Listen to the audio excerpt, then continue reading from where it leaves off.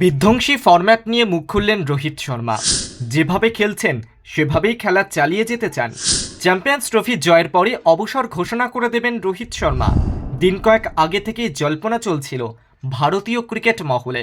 তবে রবিবারের ফাইনালের পর অধিনায়ক স্পষ্ট বুঝিয়ে দিয়েছেন অবসর তিনি নিচ্ছেন না। রোহিত খেলবেন সেটা স্পষ্ট। ম্যাচ শেষে সাংবাদিক বৈঠকে রোহিত সাফ জানিয়ে দিয়েছেন এখনই ওয়ানডে থেকে অবসর নিচ্ছেন না তিনি।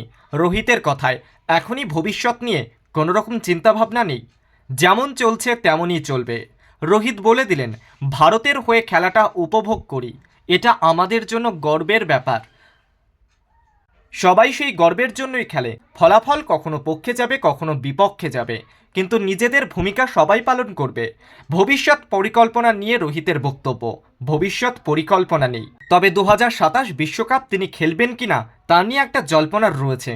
তবে সংশ্লিষ্ট মহলের মতে রোহিত যদি 2027 সালের একদিনের বিশ্বকাপে না খেলতেন তাহলে সম্ভবত এখনই অবসর নিয়ে নিতেন, যাতে নয়া অধিনায়ক তৈরি হয়ে ওঠার এবং দলকে গুছিয়ে নেওয়ার জন্য পর্যাপ্ত সময় পান। সেটা না হওয়ায় একটা ইঙ্গিত মিলল যে 2023 সালে যে স্বপ্নটা পূরণ হয়নি সেটা পূরণের জন্য 2027 সালে ফের ঝাঁপাবেন রোহিত।